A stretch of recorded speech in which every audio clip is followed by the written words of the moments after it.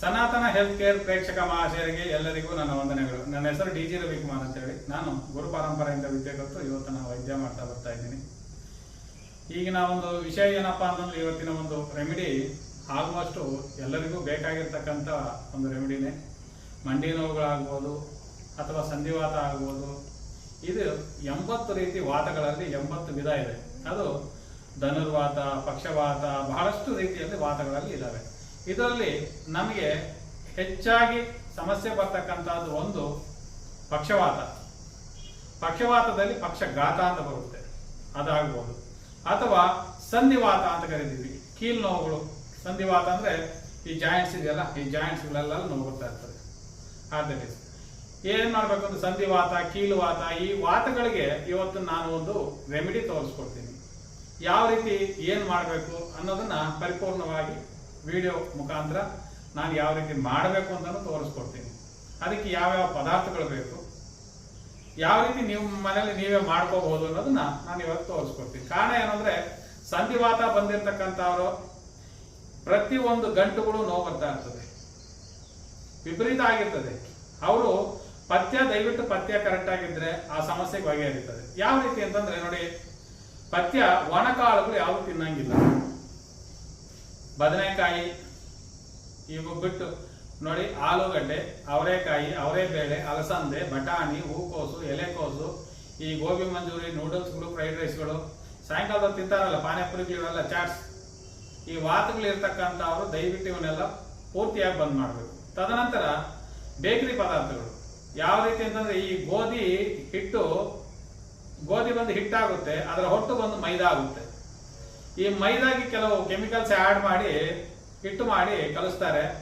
ಗೋಧಿ ತಿಂದ್ರೆ ಅಷ್ಟಾಗಿ ವಾತ ಇರೋದಿಲ್ಲ, ಆದ್ರೆ ಮೈದಾ ತಿಂದಾಗ ವಿಪರೀತ ಮೈ ಕೈಯನ್ನೆಲ್ಲ ವಾತ ಬರ್ತಾ ಇರ್ತದೆ. ಅದು ಪರೋಟಗಳಾಗ್ಬೋದು ಅಥವಾ ಬೇಕರಿ ಪದಾರ್ಥಗಳು ಯಾವುದೇ ತಗೊಳ್ಳಿ, ಮೈದಾಯಿಂದ ಮಾಡ್ತಕ್ಕಂಥ ಇದು ಐಟಮ್ಗಳು. ಅದರಿಂದ ಅವನ್ನ ಪರಿಪೂರ್ಣವಾಗಿ ಪಕ್ಕಕ್ಕೆ ಇಡೋದು ಒಳ್ಳೆಯದು. ತದನಂತರ ಈ ಕೂಲ್ ಡ್ರಿಂಕ್ಸ್ಗಳು, ಐಸ್ ಕ್ರೀಮ್ಗಳಂತ ಕೆಲವೆಲ್ಲ ಬಿಡಬೇಕು.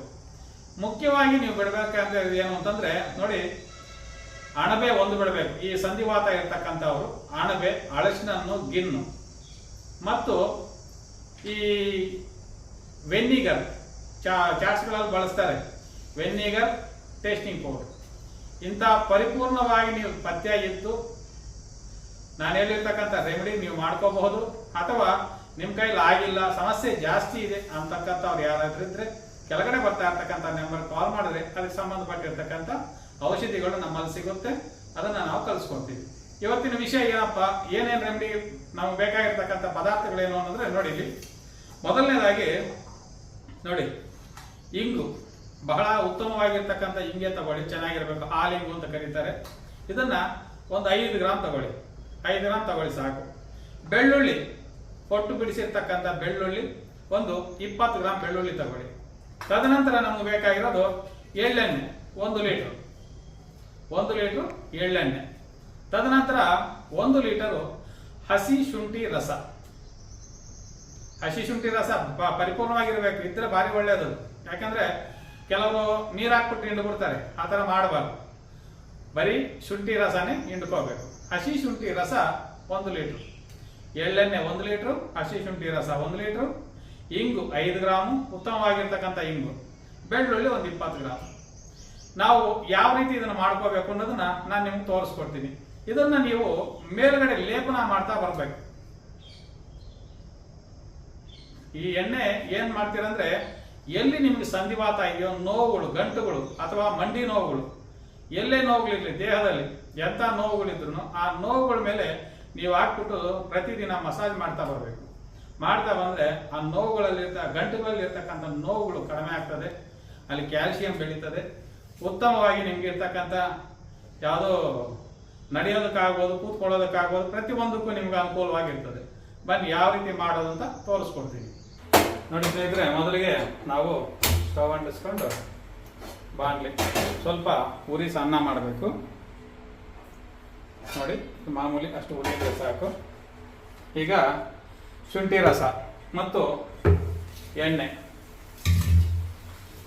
ಇವನ್ನ ನೋಡಿ, ಶುಂಠಿ ರಸ, ಶುಂಠಿ ರಸ ಹಾಕೋಬೇಕು. ಅದೇ ರೀತಿ ಎಣ್ಣೆನು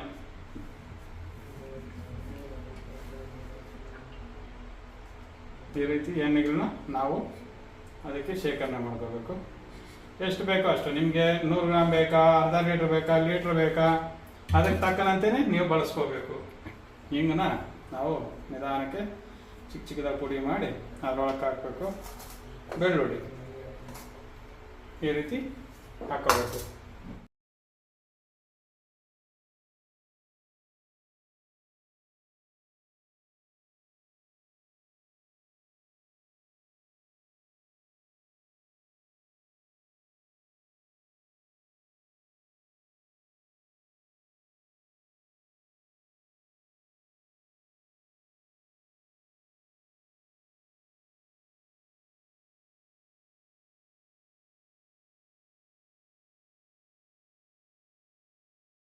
ನೋಡಿ ಸ್ನೇಹಿತರೆ, ಈ ರೀತಿ ನಾವು ಮಾಡಿರ್ತಕ್ಕಂಥ ಶುಂಠಿ ರಸ ಪೂರ್ತಿ ಇಮ್ರೋಗಿ ಬರೀ ಎಣ್ಣೆ ಮಾತ್ರ ಉಳ್ಕೊಂಡಿರ್ತದೆ. ಈ ಎಣ್ಣೆನ ನಾವು ಒಂದು ಬಾಟಲಲ್ಲಿ ಫಿಲ್ಟರ್ ಮಾಡ್ಕೋಬೇಕು. ಎಣ್ಣೆ ತಣ್ಣಗಾದ್ಮೇಲೆ ನಾವೇನು ಮಾಡ್ಬೇಕಂದ್ರೆ ಒಂದು ಬಾಟ್ಲಿಗೆ ಕಾಟನ್ ಬಟ್ಟೆಯಲ್ಲಿ ಫಿಲ್ಟರ್ ಮಾಡ್ಕೊಂಡ್ಬಿಟ್ಟು ಒಂದು ಬಾಟಲ್ ಇಕ್ಕೊಂಡ್ಬಿಟ್ಟು ನೋಡಿ ಎಣ್ಣೆ ಮಾತ್ರ ಉಳ್ಕೊಂಡಿದೆ. ಇದನ್ನ ನಾವು ಉಪಯೋಗಿಸ್ಕೋಬಹುದು. ನೋಡಿ ಸ್ನೇಹಿತರೆ, ಈ ರೀತಿ ನಾವು ಎಣ್ಣೆ ತಯಾರು ಮಾಡ್ಕೋಬೇಕು. ಮಾಡ್ಕೊಂಡಾದ್ಮೇಲೆ ಎಲ್ಲಿ ನಿಮಗೆ ಗಂಟು ನೋವುಗಳಿದೆಯೋ ಅಥವಾ ಜಾಯಿಂಟ್ ಪೇನ್ಸ್ ಎಲ್ಲೆಲ್ಲಿ ಕಾಣಿಸ್ತಾ ಇದೆಯೋ, ಮಂಡಿ ನೋವುಗಳಾಗ್ಬೋದು, ಸೊಂಟ ನೋವಾಗ್ಬೋದು, ಎಲ್ಲೇ ತರದ ಯಾವುದೇ ರೀತಿಯ ಪೇನ್ ಇದ್ರು ಆ ಪೇನ್ನ ಪರಿಪೂರ್ಣವಾಗಿ ನಿಮಗೆ ಪ್ರತಿನಿತ್ಯ ನೀವೇನ್ ಮಾಡ್ಬೇಕು ಅಂದ್ರೆ ಆ ಎಣ್ಣೆ ತಗೊಂಡು ಮಸಾಜ್ ಮಾಡ್ಕೋಬೇಕು. ಮಸಾಜ್ ಮಾಡ್ತಾ ಬಂದು ಕೆಲವ್ರು ಏನ್ ಮಾಡ್ತಾರೆ ಅಂದ್ರೆ ಮಸಾಜ್ ಮಾಡಿದ ಕೂಡಲೇ 1 ಅವರ್ ಬಿಟ್ಟು ತೊಳೆದು ಬಿಡ್ತಾರೆ.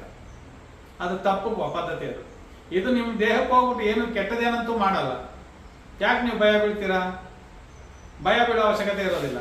ಮ್ಯಾಕ್ಸಿಮಮ್ ನೈಟ್ ಅಲ್ಲಿ ಲೇಪನ ಮಾಡಿ ಬೆಳಗ್ಗೆ ಎದ್ದು ಸ್ನಾನ ಮಾಡಿ, ಅಥವಾ ಬೆಳಗ್ಗೆ ಕ್ಲೀನಾಗಿ ಒಂದು ಸೂರ್ಯೋದಯಕ್ಕೆ ಮುಂಚೆನೆ ಏನ್ ಮಾಡ್ತೀರಾ, ನೀಟಾಗಿ ಮೈಯೆಲ್ಲ ಹಚ್ಕೊಂಬಿಡಿ. ಎಲ್ಲಿ ನೋವಿದೆ ಆ ಜಾಗದಲ್ಲಿ ಹಚ್ಕೊಂಡ್ಬಿಟ್ಟು ಬಿಸಿಲು ಕೂತ್ಕೊಳ್ಳಿ. ಒಂದು ಸ್ವಲ್ಪ ಹೊತ್ತು ಕೂತ್ಕೊಂಡು ಒಂದು 10-11 ಗಂಟೆಗೆ ಲೇಪನ ಸ್ನಾನ ಮಾಡ್ಕೋಬಹುದು.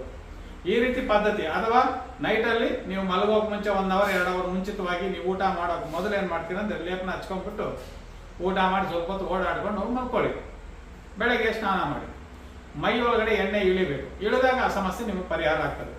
ಇದು ಸಂಧಿವಾತಕ್ಕೆ ತುಂಬಾ ಅದ್ಭುತವಾಗಿರ್ತಕ್ಕಂಥ ಔಷಧಿ. ನಿಮ್ಗೆ ನೀವಾಗ ಮಾಡ್ಕೊಳ್ಳಿ. ಅಕಸ್ಮಾತ್ ಆಗದೇ ಇದ್ದ ಪಕ್ಷದಲ್ಲಿ ಕೆಳಗಡೆ ಬರ್ತಾ ಇರ್ತಕ್ಕಂಥ ನಂಬರ್ ಕಾಲ್ ಮಾಡಿದ್ರೆ ಅದಕ್ಕೆ ಸಂಬಂಧಪಟ್ಟಿರ್ತಕ್ಕಂಥ ಔಷಧಿಗಳು ನಮ್ಮಲ್ಲಿ ಸಿಗುತ್ತೆ. ನಾವು ಕಲಿಸ್ಕೊಡ್ತೀವಿ. ನಮಸ್ಕಾರ.